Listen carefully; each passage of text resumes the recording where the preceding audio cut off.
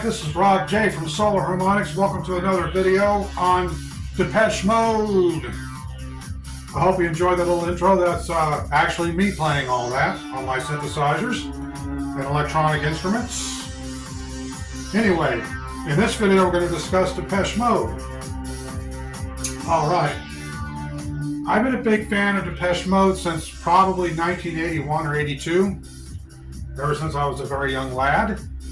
And in this video, I'm going to discuss some of my favorite albums by Depeche Mode and some of their, their progress over the years. So, Depeche Mode started out as basically a retro electronic band, if you will, in the early 80s. They probably actually started in the late 70s.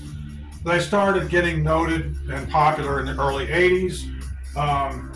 One of their albums from that era, which is about 1984, is Depeche Mode, Some Great Reward. And they had a lot of hits off this album, including Master and Servant and Blasphemous Rumors. It's one of my favorite of their earlier works. And, I grew up listening to a lot of Depeche Mode music through my teenage years, into my 20s, into my 30s. I got to see them live once. Yes, I did. And I'll get to that in a moment.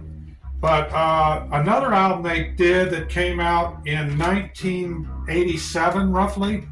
First of all, they had another album before that in 85, and that was Black Celebration. I do not have that album. I let somebody borrow it, and I never saw it again. Oh, well, it happens.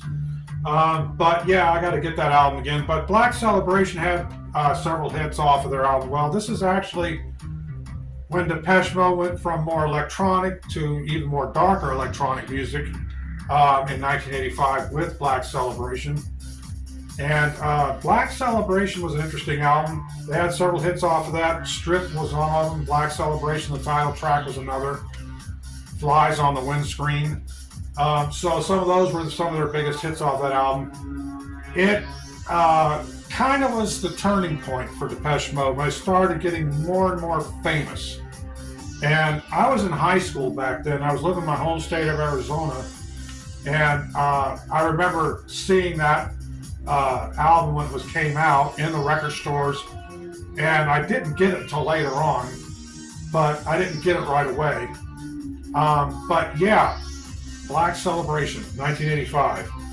After Black Celebration, they did a world tour, I think, for that album, and then they came up with this next album called Music for the Masses, which came out in about 1987. The year I graduated high school. And this album was where they started to really become famous. I had a lot of hits off of here. Don't Let Me Down Again, The Things You Said, Strange Love was a big hit, Behind the Wheel was a big hit. Let's see what else. Nothing was a pretty good hit for them. Never Let Me Down Again. So a slew of hits off this album. And after this album, they did a world tour around 1988. And that world tour was Depeche Mode 101. And it included a lot of hits off of this album and their previous albums. And then they also made a concert movie out of that tour. The movie was basically about a bunch of kids on a tour bus, like a groupies bus, if you will, or a party bus. And they just followed the band from one city to the next. And they were just partying and having a good time. Yeah, so unfortunately I was not with them. Darn. But anyway, Depeche Mode, Music for Masses, and Depeche Mode 101. Next, after Depeche Mode 101, they did one of my favorite albums of all time with Depeche Mode, and that is none other than Violator. Now, Violator is where they really became popular. After the Depeche Mode 101 tour and that success, they ended up with this album, and they had songs like World in My Eyes and Personal Jesus, which my music there is a little bit of a combination of both tracks. And they had Blue Dress was popular, The Policy of Truth. I mean, this album is insanely good, and they had the more ambient, let's see, what is the name of that song? Waiting for the Night. Yeah, kind of more ambient. But man, this album, I don't know. I listened to it until I played a hole in it. I used to have the cassette tape, and then I ended up getting the CD, obviously. So Violator, probably my number one favorite album for Depeche Mode. After Violator and the Violator tour, Depeche Mode started going through some rocky times. No pun intended on rock. But no, Dave Gahan became an addict to heroin. And, fame, fortune, what you name it. And the band started to fracture.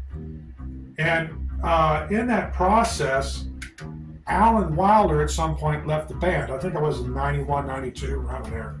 After the Violator tour. I've seen several interviews about that.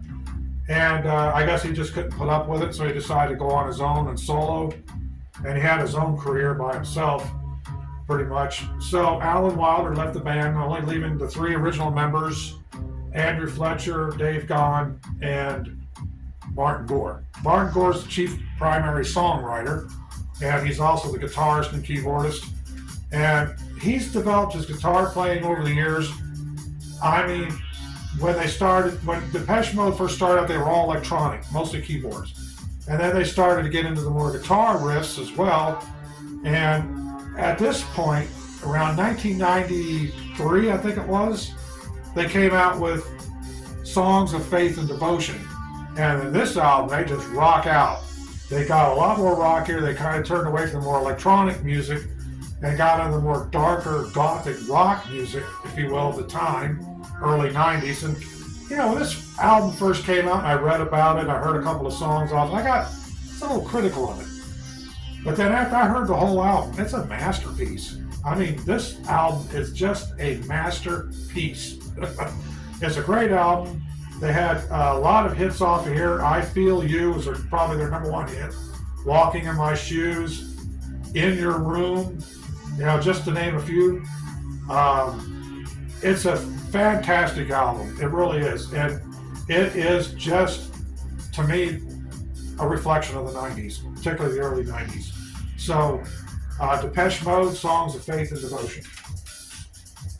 Now, after Songs of Faith and Devotion and that tour, they kind of took a lull in action, if you will, or a hiatus. They, probably just decided not to record anything for a while. They kind of went back to their families, chilled, partied, whatever rockers do, when they're not touring and making albums, right? Playing and making music and, working in the studio. What else do they do, right? Okay.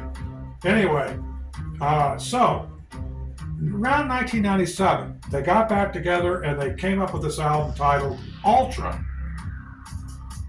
Now, this is really good album. In this album, they were, another reflection of the 90s. The latter part of the 90s, they got a little bit more gothic, if you will. And they had a lot of hits off this album, particularly Barrel of a Gun was a big hit for them. And it's very gothic, very grungy, kind of leaning towards, Songs of Faith and Devotion, I Feel You. It's kind of leaning toward that style, real more gothic, more grungy. And then they had another hit off here, It's No Good. Useless was a good song. The Bottom Line, a lot more bluesier. And guitar riffs in this album, a lot darker, and a lot of the electronic music is very dark. It's very dark, it's very bluesy, it's very gothic. It's an insanely good album, especially if you like that kind of music. And if you remember the 90s, And then they did a tour after this album, the Ultra Tour, and they came out with an album after that, which I can't remember the name of it. I think it was something like 1985 through 1998 or something like that. They came out with that tour. And guess what? I got to see them live in Tampa. Yes, I did. 1998, I got to see Depeche Mode live in Tampa, Florida. What an insanely good show that was. And if you were there, you know what I'm talking about. But they had an opening band. I don't remember the name of them. But they were very gothic, very grungy. Didn't really care for that band as much. But it was interesting seeing all the different goth dresses, people dressed in goth. The makeup, the black clothes. It was insane, and it was gothic. And it was my first concert in many years. I had gone to some concerts before that, but it was a long time. And this one, it was an insanely good show. So I got to see them live. I really enjoyed it, and that was after their Ultra album. And then Depeche Mode is still going strong today. Unfortunately, we lost Andrew Fletcher, I believe, a couple of years ago. And I did a tribute video to Depeche Mode. It's called the Violator Tribute. You can catch that on my channel as well.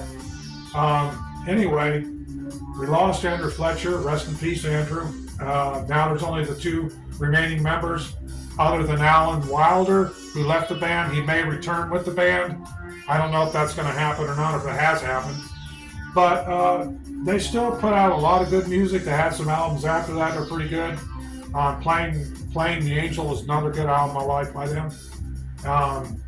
Cider was a good album. That was really sultry. A lot more romantic, sultry, dark. The Cider album. Yeah, so yeah, they are still going strong today. The two remaining members still rocking out. So keep on going, Depeche Mode. You're timeless. And I tell you what, rock on. That's right. Anyway, this is Rob J from Solo Harmonics. I hope you enjoyed this video. I enjoyed making it, and stay tuned for future projects. As usual, all I need is just some time. Thank you.